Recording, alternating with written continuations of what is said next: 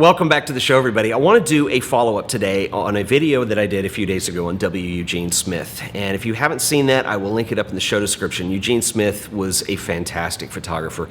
And since I did that episode, I've had several people reach out and ask if I would recommend a good book on Smith's work to get started with. And I do have a recommendation for you today. And I will say it is kind of hard to find books on Smith, and I'll talk about that in a second. But the one I would recommend is actually this one. It's just called W Eugene Smith. The publisher is La Fabrica, and you can search for this on Amazon, or I will also link it up in the show notes. And I think this is an excellent place to start for a number of reasons. I think, first of all, the quality of reproduction in here is extremely high. The image quality looks great.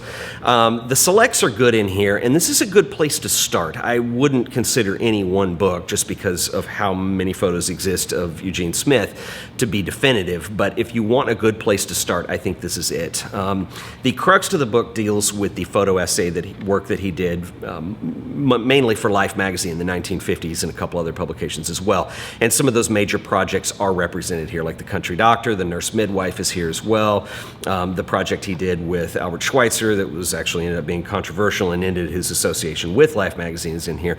And these are all represented in great detail with good quality, and they just did an outstanding job on here. There's not a lot of an accompanying text in here, and they're certainly not presented in the way that they originally were intended, although there is some essays in the front of the book that show the original Life magazine spreads.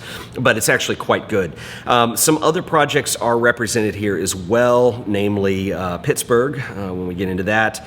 And of course, Pittsburg being such a massive scale project, this is one of the classic images. This is really just kind of a brief greatest hits. I think Pittsburg has over, 11,000 images that exist. I mean, this was supposed to be a 3-week project that turned into 3 years and kind of showed a point where Smith started to become a rather obsessive individual as an artist, and really put his subject before the client even so many times.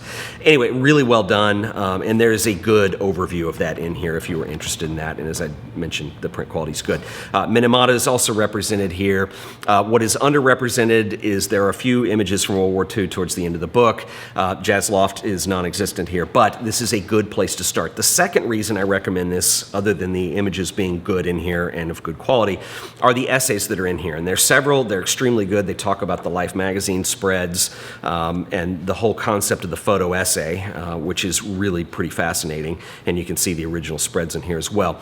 And then this, which is the autobiographical statement from Eugene Smith, which was written by him at the end of his career. I'm guessing probably in the mid-70s, by the time he got back from Japan the last time.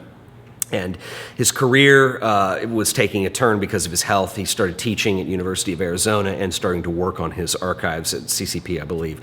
And so he kind of gives you a retrospective of his work, and this is really fabulous coming from the artist himself, and I think it's really important. A lot of the things that I mentioned to you in the biographical overview that I did, he goes into depth on here with everything from the lighting technique that he used to how to make that look natural. Talks about some of his early influences. Kouchi is one of them. Moone inspired a lot of photographers in New York in the 1940s and 50s. Kouchi was earlier. I did a show on him a couple months ago, and I'll give you a link to that in the description as well. Kouchi was fabulous. I think still by today's standards, he may be one of the most amazing photographers to come along. He's kind of like this Babe Ruth syndrome. And he influenced a lot of people like Richard Avedon, people who are working in the fashion industry, as well as photojournalists such as W Eugene Smith. I thought that was interesting too. He has a couple words about Robert Frank in here as well.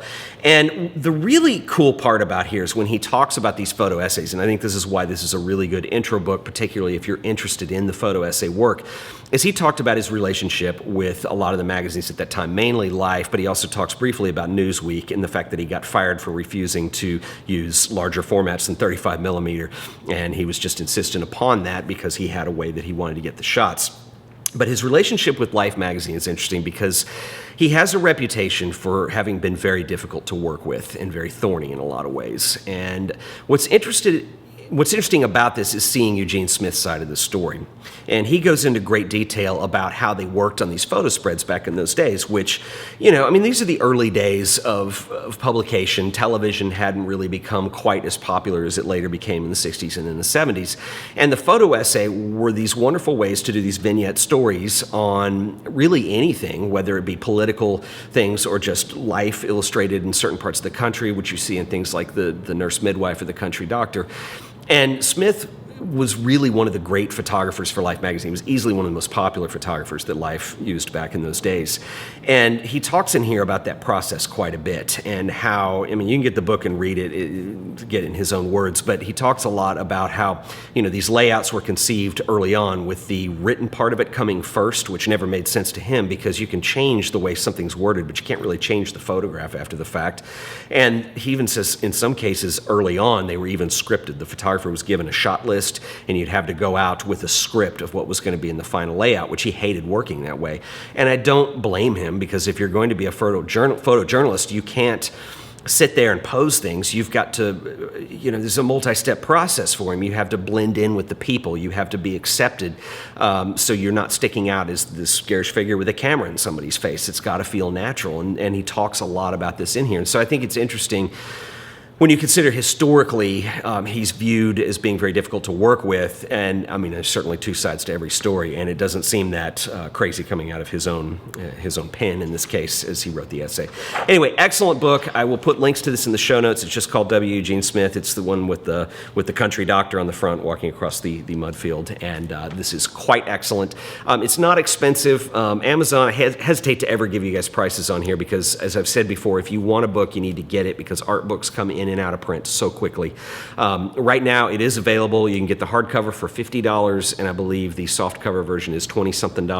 Well worth the investment, and especially with Eugene Smith because in a lot of ways he is kind of underpublished or underrepresented in book form. So anyway, I hope this helps, and if you guys enjoyed this video, please remember to like it, subscribe, and share this video with your friends. And anyway, that's all I got for today. I'll catch you guys in the next video. Later.